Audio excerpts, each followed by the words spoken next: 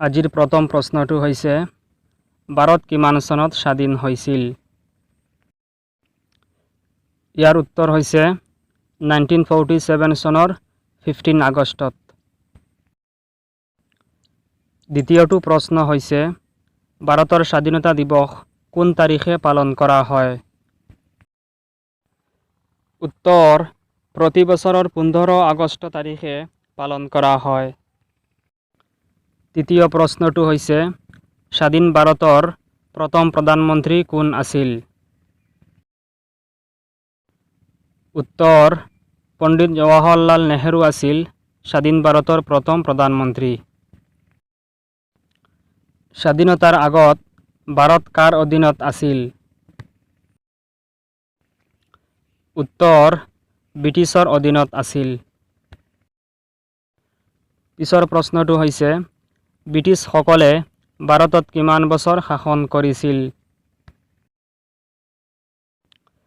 উত্তৰ প্ৰায় 200 বছৰ শাসন কৰিছিল। স্বাধীন ভাৰতৰ প্ৰথম ৰাষ্ট্ৰপতি কোন আছিল? উত্তৰ ৰাজেন্দ্ৰ প্ৰসাদ আছিল স্বাধীন ভাৰতৰ প্ৰথম ৰাষ্ট্ৰপতি। ভাৰত আৰু পাকিস্তানৰ মাজত কেতিয়া সীমা বিভাজন হৈছিল? উত্তৰ 1947 চনৰ 17 আগষ্টত। মোক তেজ দিয়া মই স্বাধীনতা দিম এই কথাষাৰ কোনে কৈছিল?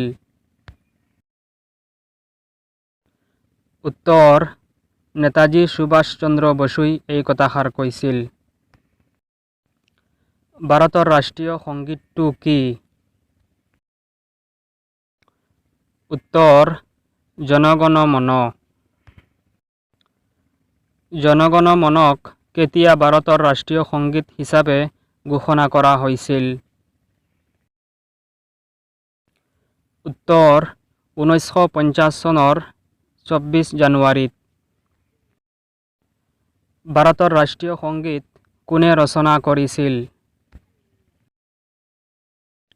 উত্তৰ কবিগুৰু ৰবীন্দ্ৰনাথ ঠাকুৰে।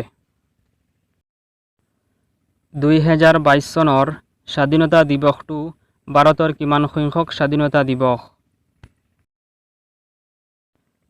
উত্তৰ 75তম স্বাধীনতা দিৱস। ভাৰতৰ ৰাষ্ট্ৰীয় সংগীতটো কিমান সময়ত গাই শেষ কৰিব লাগে? উত্তৰ 52 ছেকেণ্ডত গাই শেষ কৰিব লাগে।